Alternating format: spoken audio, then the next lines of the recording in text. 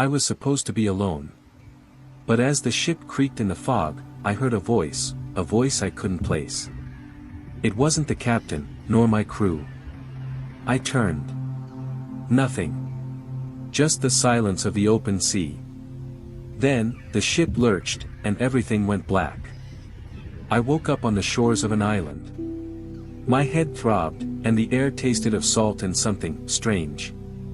I staggered to my feet, disoriented. The ship was gone. Vanished. No trace of it.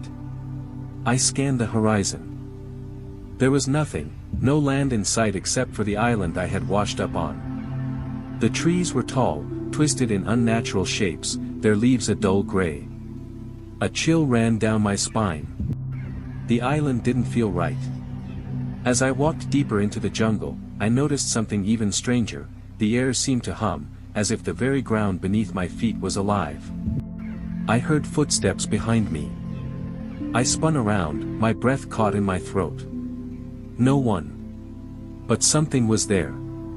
I wasn't alone. In the distance, I saw a figure, draped in tattered robes. It was tall, with a hood pulled low over its face. It didn't move like a person, it glided. Before I could take a step forward, the figure vanished into the trees. I had to follow. I had to know what I was dealing with. The deeper I ventured, the more the island seemed to play tricks on me. The trees shifted, the ground seemed to move underfoot. I found strange symbols carved into the rocks, symbols that made my skin crawl. They weren't just markings, they felt like a warning. Then, I stumbled upon something even more unsettling, a stone temple, half buried in the earth. The air around it was thick with an energy I couldn't describe. I had to go inside. As I crossed the threshold, I felt a surge of warmth, almost as if I had stepped into another world. The walls were covered in intricate carvings, depicting strange creatures and battles I couldn't comprehend. But one thing was clear, the island had a dark past, and it didn't want to be forgotten. I heard the voice again. This time, it was closer, almost like a whisper in my ear. Leave now, or you will never leave. I spun around, but no one was there. Panic set in. I wasn't alone. Something was watching me. Suddenly, the ground trembled, and the walls of the temple shook. A deep rumble echoed from beneath the earth. I ran toward the exit, but it was too late. The island had begun to sink. I raced through the jungle, dodging falling trees and crumbling rocks. The air grew thick, heavy with the stench of decay. The island was alive, but not in a way I understood. I saw the figure again, standing at the edge of a cliff. This time, I could see its face, hollow, empty. Its eyes burned with an unnatural fire. You were never meant to find us, it said, its voice like 1,000 voices speaking at once. I reached for my knife, but it wasn't there. In that moment, I realized something even worse. The island wasn't just a place. It was a prison. And I was its latest prisoner. The last thing I saw before the world collapsed into darkness was the island disappearing beneath the waves, as if it had never existed. But I knew better. I knew the island was just the beginning. And there were more, hidden, waiting to be found. I woke up in the water. Cold. Unforgiving. My body ached as I floated, carried by the currents. The world around me was a blur, but I could still taste the salt on my lips. I dragged myself to the shore, gasping for air. I didn't know where I was now, but I couldn't stay here. I stumbled to my feet, my vision still hazy. The island was gone. The sea stretched out endlessly, but I wasn't alone. I felt eyes on me. I scanned the shore. At first, I thought I was imagining things. But then I saw it, another figure, just like before, standing on the edge of the water. A figure wrapped in dark, tattered robes, its face still hidden beneath the hood. I approached cautiously, every muscle in my body tense. The figure didn't move. Who are you? I demanded, my voice shaking. The figure lifted its head, revealing its face. There was nothing there. No eyes, no features, just a smooth, empty void. I took a step back, heart racing. Then, the voice came again, this time louder, clearer. You are not meant to be here. You should never have found the island. I froze. That voice, it sounded familiar, like something from my past. But it couldn't be. I had never been here before, and yet, there was something about it that gnawed at my soul. Without thinking, I turned and ran. The figure's hollow presence burned into my mind, like a memory I couldn't place. I had to get away, but there was no place to run to. Only the vast ocean and the land ahead. I found myself walking for what felt like days. My legs burned, and hunger gnawed at my stomach, but the figure, its voice, followed me. Every step I took, it whispered, warning me. This land is cursed. The mysteries here are not meant for mortal minds. Leave, or you will never escape. I shook my head, trying to ignore the voice. I couldn't go back. I had to uncover the truth. There was something pulling me forward, something beyond my control. Finally, I came across another ruin, another temple. It was smaller than the last, but its power was unmistakable. The air around it crackled, thick with energy. As I stepped closer, I saw something I hadn't noticed before, an entrance. A doorway, almost hidden by vines and overgrowth.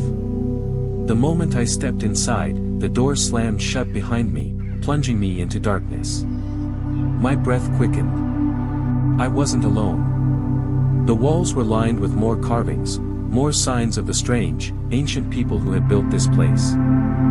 Symbols that twisted and writhed, as though they were alive. I ran my fingers over them, and suddenly, the walls began to glow. The air shifted. A low rumbling sound filled the space. A voice boomed from the shadows, deep and ancient. You should not have come. You have awakened what was meant to stay buried. I tried to scream, but the words caught in my throat. The ground trembled beneath me, and the stone walls began to shift. I reached for the door, but it was locked, sealed. There was no way out. Panic surged through me. The temple was alive, and it was waking up. Who are you? I cried, my voice desperate. What do you want from me?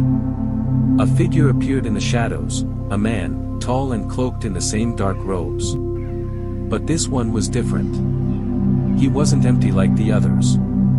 His eyes glowed, burning with a light that was both terrifying and mesmerizing. He stepped forward, his voice calm, yet filled with an unbearable weight.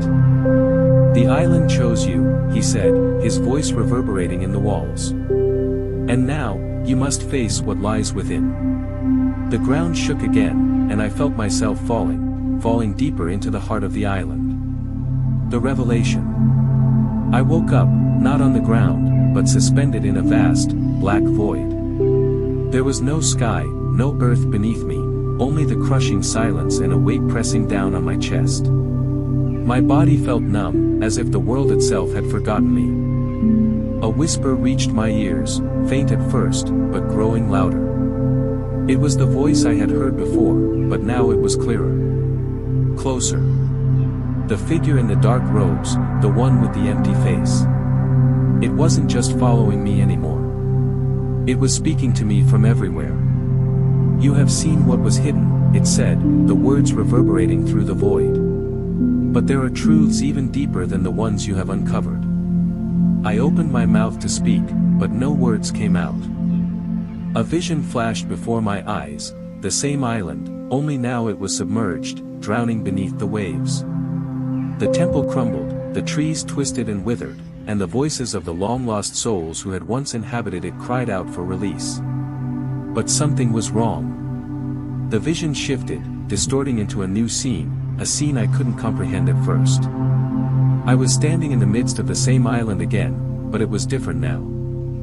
The sky was dark, and the stars seemed too close, as though they were watching me. The ground beneath my feet was slick, as if coated in some ancient, unknowable substance.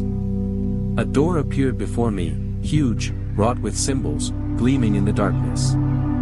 I approached it instinctively, drawn by an unseen force. When I placed my hand on the door, it opened with a sound like the cracking of the world itself. Inside, I saw what I had been searching for all along. The heart of the island. But it wasn't an object, a treasure, or a place. It was a mirror. I stepped closer, mesmerized by the dark reflection staring back at me. It wasn't my face. It was someone else's, someone I had never seen before but recognized as if they were a part of me. The face was old, worn, etched with wisdom and regret, yet strangely familiar. It was me. Or rather, a version of me, from a past long buried in the sand. "You've come for answers," the voice whispered once more. "But the question has always been, who are you?" I reached out to touch the mirror, and in that instant, the reflection shifted. Time bent. The face in the glass cracked like shattered glass, and in its place, I saw the island in all its glory, not as a ruin, but as it had once been, alive, vibrant, full of the people who had vanished long ago. Their eyes were filled with hope, their lives marked by the same hunger for knowledge that had brought me here. I understood now. The island wasn't just a place. It was a memory.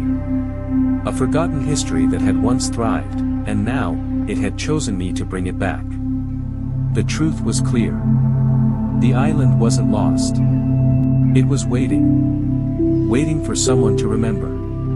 But the price for that remembrance was more than I had ever imagined. I looked back at the void around me, and in that moment, I realized that everything I had experienced, everything I had feared, was a test. A test not just for me, but for all who had dared to seek the island's secrets. With a heavy heart, I turned away from the mirror, knowing that the mystery of the island was no longer something to fear, it was something to carry. A truth that would never leave me. As I stepped back into the blackness, the words echoed one last time, "You will carry the island within you, for you have learned what it means to forget and to remember." And as the void closed around me, I understood, there was no escape, only the weight of knowledge. The island had been forgotten for a reason. Some mysteries were meant to stay buried. But I had uncovered them. And now, I was its keeper. The end was not an ending at all, it was merely the beginning.